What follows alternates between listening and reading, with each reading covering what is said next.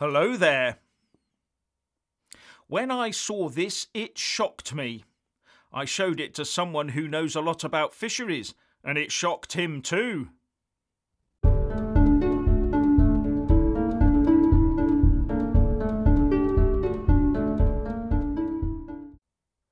Firstly, please subscribe and like this video to give my channel a boost, and I'm always uploading new content, so please do check back daily, and a big thanks to my Patreon and PayPal supporters. While these Brexit talks have been going on, fisheries have been up, front and centre as the central issue, with politicians and pundits from both sides using it as the biggest Brexit football on the pitch. And President Macron of France has been prancing about the place, talking about protecting the French fishing community from Brexit decimation. However, the EU has just released its fishing catch allowances for 2021, and the news for EU fishermen will be dire. And I have to ask how this was kept under such tight wraps over the last few days and weeks, when usually such stuff would either be trailed or leaked. And one also suspects the UK media would also have heard about it, but they seem to have played along with this.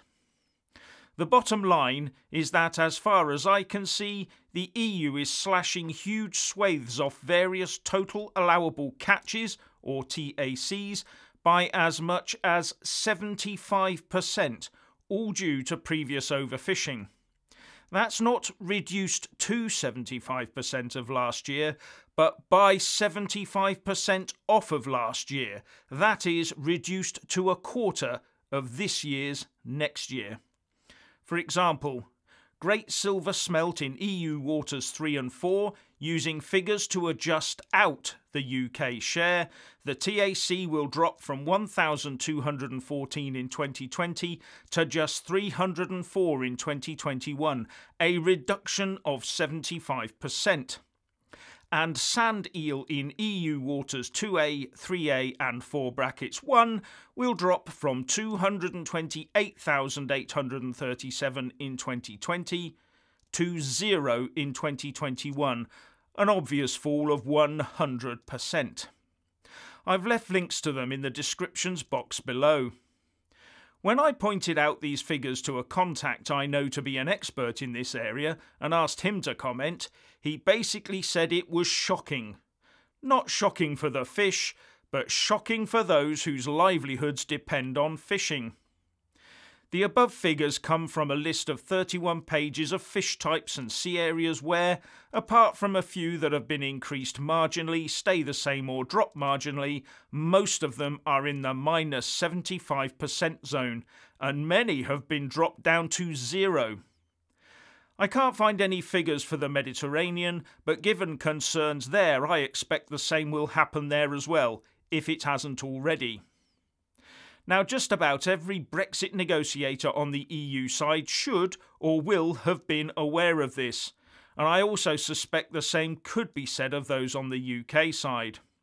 So why do we only hear about this the day it looks like Boris Johnson is pulling the trigger on a no-deal Brexit? To say that I feel we've been played somewhat is an understatement.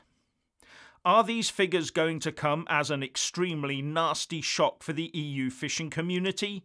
Was the EU going to blame it all on Brexit? But further, it also says to me that the UK may well be following the same route, because the UK government has made no moves towards beefing up our fishing capabilities.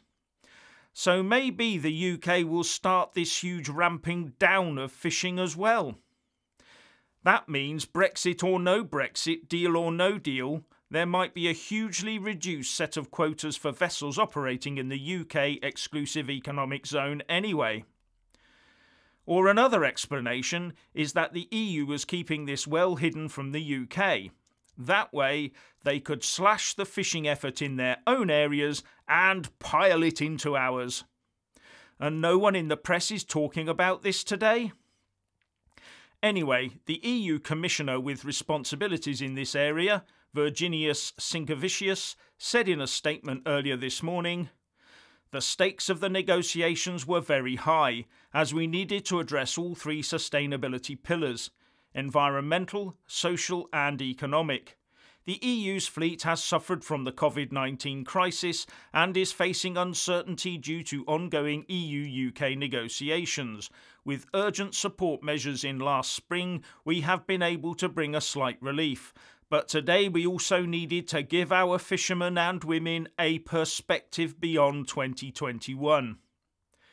It sounds like some perspective, doesn't it? Especially when the actual figures aren't laid out clearly in the statement. He also said, "Our negotiations for the Atlantic and North Sea went quite differently from what we are used to. We only discussed 25 TACs, given that the bulk of the fish stocks is shared with the United Kingdom. As you perfectly know, we are still negotiating our future agreement with them. As a transition measure, the Council has decided to proportionally roll over the TACs for 2020 into the first 3 months of 2021, with several limited exceptions, due to seasonality and particularly worrying scientific advices. This decision will allow our fishermen and women to continue their activities as we finalise negotiations and consultations with our neighbours across the Channel and with Norway." If I were part of a French trawler crew, I would not be a happy bunny right now. And on this side of the Channel, I wonder if the UK fishing community will be asking questions about those promises of a bumper future for them. On the upside, those that are allowed to catch fish will probably have a ready and lucrative market to sell into. But it would also result in higher prices for such things as cod liver oil, which of course Brexit will take the blame for. But the ecologists will be pleased that these reductions will give the oceans a reprieve from factory fishing. But for me, the questions are really around the politics of all of this.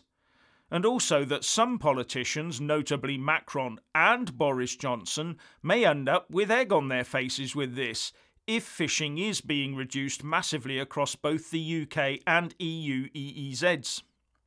After all the promises of protecting coastal communities, and in the case of Boris increasing their lot, we might see further reductions, or at best for the UK a status quo.